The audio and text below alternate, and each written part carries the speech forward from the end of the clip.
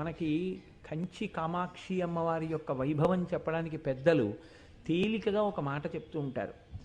ఈ ప్రపంచంలో అంటే భారతదేశాన్ని కాకుండా భారతదేశానికి ఒక ప్రఖ్యాతి ఉంది. అది ఎక్కడ మీకు తెలుస్తుంది అంటే దేశకాల సంకీర్తనంలోనే తెలుస్తుంది.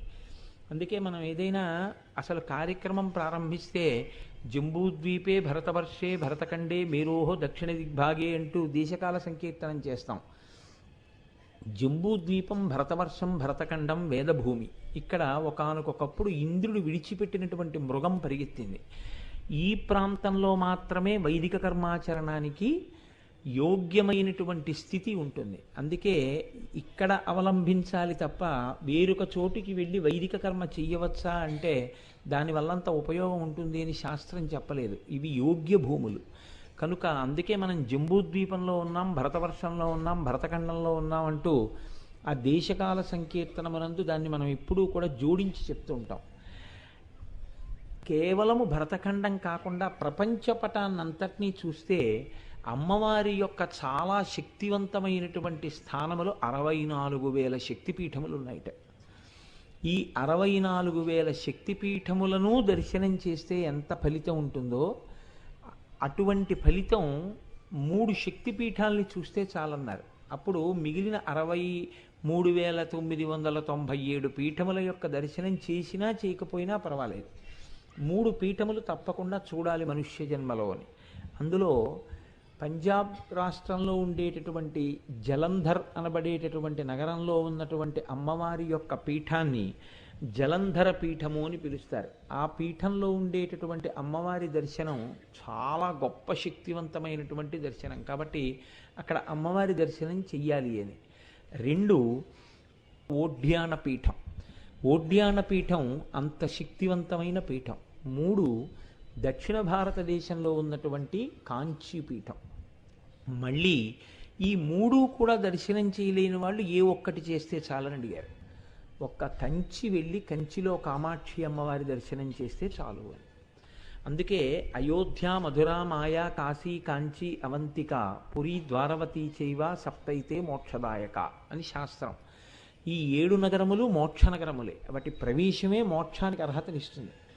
అంత శక్తివంతమైన వాటిల్లో మీరు చూడండి, మళ్ళీ భారతదేశంలో అయోధ్య ఉత్తర భారతదేశం, మధుర ఉత్తర భారతదేశం. ఎందుకంటే మధుర వేరు, మధురై వేరు. మధురై అయితే దక్షిణ భారతదేశం, మధుర ఉత్తర భారతదేశం. మధుర, మాయా, మాయా అంటే హరిద్వార్, హరిద్వార్ ఉత్తర భారతదేశం. కాశీ ఉత్తర భారతదేశం. అవంతిక, ఉజ్జయిన్ ఉత్తర భారతదేశం. పురి, ద్వారవతి, ద్వారక ఉత్తర భారతదేశం. ఇంకా మిగిలిందే ఉంది 7 నగరాల్లో ఒక్కటే ఉంది. అదే కాశీ పక్కన కాంచి. ఆ కాంచీ క్షేత్రమే కంచి నగరం. దక్షిణ భారతదేశం మొత్తం మీద ఉన్న ఒకే ఒక మోక్షపురి కంచి. కాబట్టి అసలు ఆ కంచి నగరమే అంత గొప్పది. ఆ కాంచీ పట్టణంలో విజయం చేసి ఉన్నటువంటి కామాక్షి అమ్మవారు అపారమైనటువంటి శక్తి స్వరూపురాలు. అందుకే ఆ తల్లి దేవాలయం ఒక గమ్మత్తైన రీతిలో ఉంటుంది. ఆ దేవాలయం లోపలికి ఎలా వెడతామో బయటికి అలాగే రావాలి తప్ప దేవాలయం లోపలికి వెళ్ళి వేరొక ప్రాకారంలోంచి బయటికి వెళ్ళడం కుదరదు. శ్రీశైలాది క్షేత్రాల్లో మీరు లోపలికి వెళ్ళిన తర్వాత వేరొక ప్రాకారం నుంచి బయటికి వెళ్ళచ్చు. కానీ అలా కుదరనటువంటి క్షేత్రం కాంచీ క్షేత్రం. మీరు ఏ ద్వారంలోంచి లోపలికి వెడతారో ఆ ద్వారంలోంచే బయటికి రావాలి. గమ్మత్తు ఏమిటంటే కాంచీ క్షేత్రానికి పరిపాలకుడు ఎవరు అంటే ఆ క్షేత్రాన్ని పరిపాలన చేసేవారు, ఆ క్షేత్రంలో అమ్మవారిని నిరంతరం ఆ శక్తి వైభవాన్ని కాపాడేవారు ధర్మశాస్త్ర స్వరూపమైనటువంటి అయ్యప్ప స్వామి. అందుకే అయ్యప్ప స్వామి ఎక్కడుంటారో అక్కడ అమ్మవారు మరింత ప్రీతి చెందుతుంది. ఎందుకంటే ఆయన క్షేత్రపాలకుడిగా ఉంటాడు కంచి క్షేత్రానికి. మిగిలిన చోట్ల అయ్యప్ప స్వామి శబరిమలైతో సహా ఎక్కడైనా చూస్తే యోగపట్టంలో కాళ్ళు ఉంటాయి. ఇలా ఒక యోగపట్టం కట్టుకొని దాంట్లో 2 కాళ్ళు కొద్దిగా ఇలా విడివడుతూ ఉంటాయి. ఒక్క కాంచీ క్షేత్రంలో మీరు ఎప్పుడైనా చూశారో లేదో పూర్ణా పుష్కళా సమేత అయ్యప్ప స్వామి వారి యొక్క కుడికాలు యోగపట్టంలోంచి జారిపోయి కిందకి వేలాడుతూ ఉంటుంది. చేతిలో ఇక్కడ చిన్ముద్ర పట్టి ఉంటారు ఆయన ఇలాగా. ఒక్క కాంచీ క్షేత్రంలో మాత్రం అయ్యప్ప స్వామి చిన్ముద్ర పట్టరు. పట్టకుండా చేతిలో కొరడా పట్టుకుంటారు. ఆయన క్షేత్రపాలకులు. అక్కడికి వెళ్ళిన తర్వాత అమ్మవారి దర్శనం కానీ, అమ్మవారి క్షేత్రంలో ఒకవేళ ఏదైనా ప్రవర్తించకూడని రీతిలో ప్రవర్తించడం కానీ చేస్తే అక్కడ పడేటటువంటి కొరడా జబ్బ అయ్యప్ప స్వామి వారి చేతిలోంచే పడుతుంది. ఆయన క్షేత్రపాలకుడై ఉంటారు. ఆ అయ్యప్ప స్వామి అనుగ్రహం ఉంది కాబట్టే ఇవాళ ఇక్కడ అయ్యప్ప స్వామి ఆయనే కాబట్టి ఆయన క్షేత్రంలో లలితా సహస్రనామ స్తోత్ర వ్యాఖ్యానం జరుగుతోంది. లేకపోతే అంత తేలిక విషయం ఏం కాదది. కాబట్టి మహానుభావుడు కాంచీ క్షేత్రానికి పరిపాలకుడై ధర్మశాస్త్ర ఉంటారు. మీకు వారాహి దేవాలయం, రాజశ్యామల దేవాలయం కూడా ఏకకాలంలో చూడ్డానికి వీలైనటువంటి క్షేత్రం ఒక్క కాంచీ క్షేత్రమే. కంచిలోనే రాజశ్యామలకి దేవాలయం ఉంది, వారాహికి దేవాలయం ఉంది. అక్కడ ఉన్నటువంటి అమ్మవారు రాజశ్యామల 8 చేతులతో వీణ పట్టుకొని ఉంటుంది. అపారమైనటువంటి బుద్ధిని కటాక్షిస్తుంది, గొప్ప జ్ఞానాన్ని ఇస్తుంది. రేపు మీకు బహూకరించబోయేటటువంటి మూర్తుల మీద ఉండే రాజశ్యామల కూడా అలాగే ఉంటుంది. బుద్ధిస్వరూపిణి అయి విద్యాస్వరూపిణి అయి ఉంటుంది ఆ తల్లి. అంత గొప్ప క్షేత్రం ఆ క్షేత్రం. కాంచీ క్షేత్రంలో అమ్మవారి యొక్క గొప్పతనం ఏమి, అసలు దానికి కాంచీ అని పేరు ఎందుకు వచ్చింది అంటే, ఈ లోకంలో పుట్టిన వాళ్ళందరూ ఆవిడ బిడ్డలే అని చెప్పడానికి మొన్నటి రోజున మీకు నేను ఆ రత్నకింకిణికారమ్య రచనాదామభూషిత అన్న నామం దగ్గర వివరణ చేసి ఉన్నాను. అమ్మవారి యొక్క నాభీస్థానం ఎక్కడికి వస్తుందో కంచి అక్కడ ఉంది క్షేత్రం. మనందరికీ అమ్మవారితో నాభీ సంబంధం ఉంది. నాభీ సంబంధం తెగినా హృదయ సంబంధం ఉంది. ఆవిడ మనకి కన్న తల్లి కాబట్టి కాంచి దేశపటాన్నంతటినీ ఒక అమ్మవారిగా చూస్తే అమ్మవారి యొక్క నాభీ ప్రదేశం ఉన్నటువంటి క్షేత్రం కంచి క్షేత్రం. అక్కడ ఉత్తర భారతదేశంలో హిమాలయాల్లో ఒకప్పుడు కాత్యాయనుడు అనేటటువంటి మహర్షి పరమశివుడి గురించి తపస్సు చేశాడు. శంకరుడు ప్రత్యక్షమై నీకేం కావాలని అడిగాడు. నాకు అమ్మవారిని నా కూతురిగా చేసుకోవాలనుంది అని కోరిక వెలిబుచ్చాడు. నీకు తప్పకుండా నీ కోరిక నెరవేరుతుంది అని ఈశ్వరుడు అంతర్ధానమయ్యాడు. ఆయన అలాగే అనుష్ఠానాన్ని కొనసాగిస్తున్నారు. ఒకరోజు బోసి నవ్వులు నవ్వుతూ అత్యంత సౌందర్య రాశి అయిన ఒక చిన్నపిల్ల ఆయన కన్నులు మూసుకుని ఉండగా పాక్కుంటూ వచ్చి ఆయన తొడల మీద చెయ్యి వేసి ఆయన్ని బహిర్ముఖుణ్ణి చేసింది. ఆయన కన్నులు విప్పి చూసేటప్పటికీ ఆయన గుర్తించారు, ఆ త్రిపుర సుందరి ఆ జగదంబయే తనకి కూతురుగా వచ్చి ఒడిలో ఆడుకుంటోంది అని. కాత్యాయన మహర్షికి కుమార్తెగా వచ్చింది కాబట్టి అలా చంటిపిల్ల రూపంలో వచ్చి మహర్షి ఒళ్ళో ఆడుకుంటున్నటువంటి ఆ తల్లి పేరే కాత్యాయిని. ఆ కాత్యాయినికి యుక్త వయస్సు వచ్చింది. యుక్త వయస్సు వచ్చినప్పుడు ఆ కాత్యాయన మహర్షికి ఈమెకి భర్తని తీసుకొచ్చి వివాహం చెయ్యాలి. ఆమె ఎక్కడ పుట్టినా ఎప్పుడు పుట్టినా ఆమె యొక్క భర్త పరమేశ్వరుడే. పరమేశ్వరుణ్ణి తెచ్చి ఎలా వివాహం చేయడం ఆయనకు అర్థం కాలేదు. ఆయన అన్నారమ్మా, నువ్వు ఒక పని చెయ్యి, నేను నీకు ఒక పులి చర్మం, ఒక కుంభం, ఒక సింహాసనం, దానితో పాటుగా కొంత గంగ, కొంత ఇసుక, ఒక రుద్రాక్షమాల, 2 పరిచారికల్ని, ఒక శివలింగాన్ని, విసినికర్రల్ని, ఒక నాగు అంటే ఒక పడగని, అదే అమ్మవారు ఎక్కడైనా శివలింగానికి చుట్టుకుని ఉండేటటువంటి శక్తి స్వరూపంగా చెప్తారు, ఒక యోగదండాన్ని, ఒక చిలకని నీకు ఇస్తాను, ఇవి పట్టుకుని బయలుదేరు. నువ్వు నడిచి వెడుతుండగా ఎక్కడికి వెళ్ళిన తరువాత ఇవన్నీ అకస్మాత్తుగా చెట్లయిపోతాయో అక్కడ నీకు నీ భర్త లభిస్తాడని గుర్తు. అక్కడ తపస్సు చేయమని చెప్పారు. చెబితే అమ్మవారు బయలుదేరి వెడుతుండగా కాంచీ క్షేత్రం దగ్గరికి వచ్చిన తర్వాత అవన్నీ చెట్లయిపోయాయి. చెట్లయిపోతే అమ్మవారు గుర్తించింది, ఇక్కడే నాకు నా భర్త లభిస్తారు అని. అక్కడ కూర్చుని ఆవిడ చేతులతో ఆవిడ ఇసకని దగ్గరికి తీసి సైకతలింగాన్ని చేసింది. ఆ సైకతలింగం చేసి ఆ సైకతలింగానికి రోజు అభిషేకం చేసి ఆరాధన చేసేది. ఈశ్వరుడు ఎప్పుడూ పరీక్షిస్తుంటాడు ఆవిడ వైభవాన్ని ప్రకటింప చేయడానికి. ఆవిడ్ని పరీక్షించడం ఆయన ఉద్దేశ్యం కాదు. ఆ పక్కన ఉండేటటువంటి వైఘై గంగానది పొంగి ఆ నీటి ప్రవాహం ఈ సైకతలింగం మీదకి వస్తుంది. సైకతలింగానికి తగిలింది. ఆవిడ వెంటనే తన దగ్గర ఉన్నటువంటి పరిచారికల్లో ఒక ఆమె కాళి, ఆ కాళిని ప్రార్థన చేసింది. ఆమె తన బాహువులన్నిటితో గంగని అడ్డినా ఆ వైఘై ప్రవహించి లోపలికి వస్తోంది. అప్పుడు ఆవిడ కాంచిలో ఉన్నటువంటి వరదరాజస్వామిని ప్రార్థించింది. శ్రీ మహావిష్ణువు ఆ గంగా ప్రవాహాన్ని ఆపారు. అప్పుడు ఆ తల్లి సైకతి లింగాన్ని కౌగిలించుకుంది. ఆ శివలింగ స్వరూపం ఏమైనా అయిపోతుందేమో. అందుకే మీకు కాంచీలో ఉన్నటువంటి శివలింగం అమ్మవారి చేత కౌగిలింపబడినదిగా మీకు కనపడుతూ ఉంటుంది. అక్కడ దర్శనం అంతా అలా ఉంటాయి, అక్కడ ఉండే మూర్తులు. అందులోంచి పరమశివుడు ఆవిర్భవించాడు.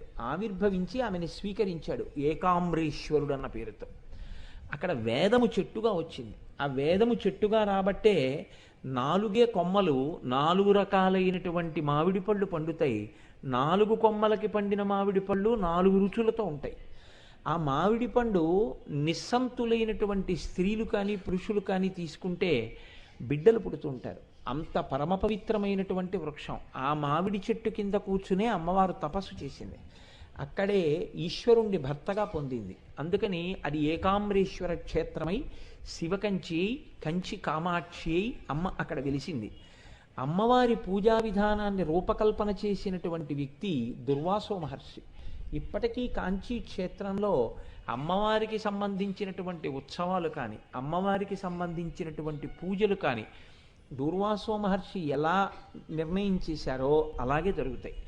ఇప్పటికీ మీరు కంచి క్షేత్రంలోకి వెళ్ళి చూస్తే ప్రశాంతవదనంతో కూర్చుని తపస్సు చేసుకుంటున్నటువంటి దుర్వాసో మహర్షి కనపడతారు.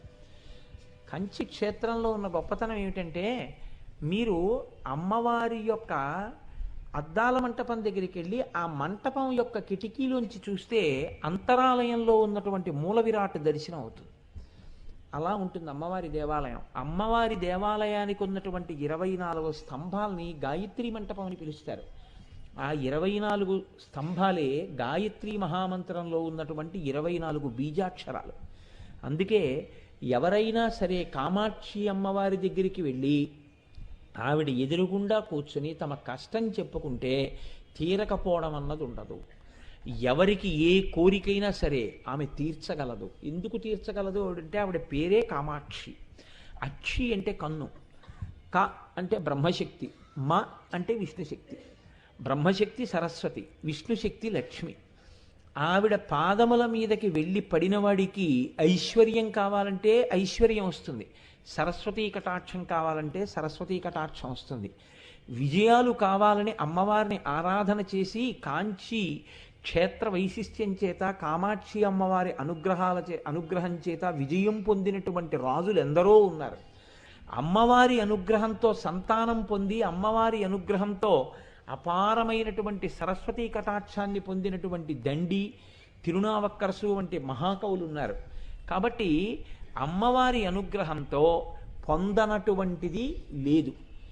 విచిత్రం ఏమిటంటే ఒక్క కాంచీ క్షేత్రంలో మాత్రం ఏ మతానికి సంబంధించిన ఊరేగింపు వెళ్ళనివ్వండి, అది మహమ్మదీయులది కానివ్వండి, అది బౌద్ధులది కానివ్వండి, అది జైనులది కానివ్వండి, విష్ణు కంచె నుంచి వైష్ణవులది కానివ్వండి, శివ కంచె నుంచి శైవులది కానివ్వండి, ఎవరు వెళ్ళినా కామాక్షి అమ్మవారి గుడికి ప్రదక్షిణం చేసి పెడతాయి పీర్లు కూడా. ఇప్పటికీ కామాక్షి అమ్మవారి గుడికి ప్రదక్షిణం చెయ్యకుండా ఏ మతానికి సంబంధించిన ఊరేగింపు వెళ్ళదు. అంత శక్తివంతమైనటువంటి క్షేత్రం. అందుకే అమ్మవారు అక్కడ కామాక్షి అయితే ఆవిడ మారు పేరు కామకోటి అని చెప్తారు. అందుకే కంచిలో ఉన్నటువంటి శంకరాచార్య పీఠానికి కామకోటి పీఠం అని పేరు. కామకోటి అంటే కోటి అంటే హద్దు, కామము అంటే కోరికె.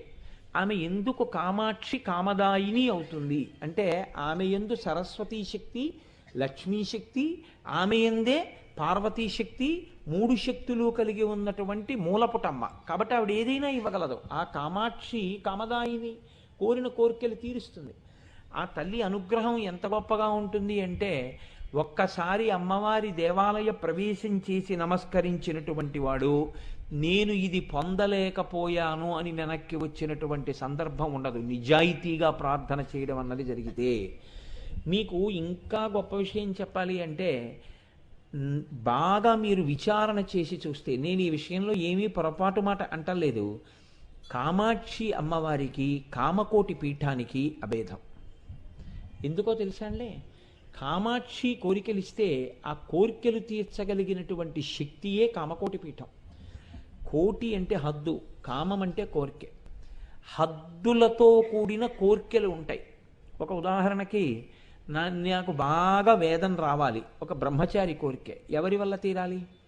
ఆవిడ అనుగ్రహంతోనే తీరాలి. వేరొకరికి నాకు మంచి భార్య రావాలి, ఎవరి వల్ల తీరాలి? ఆవిడ వల్లే తీరాలి. నాకు మంచి సంతానం కలగాలి, ఎవరి వల్ల తీరాలి? ఆవిడ వల్లే తీరాలి. నాకు ఈ సుఖములు అనుభవించి అనుభవించి నేను దీంట్లోంచి బయటికి రాలేకపోతున్నాను, ఈ లౌల్యంతో ఉంటున్నాను, నాకు వైరాగ్యం కావాలి, ఎవరి వల్ల రావాలి? ఆవిడ వల్లే రావాలి. జ్ఞానము కావాలి, ఎవరి వల్ల రావాలి? ఆవిడ వల్లే రావాలి. చిట్ట చివరికి మోక్షం కావాలి, ఎవరివ్వాలి? ఆవిడే ఇవ్వాలి.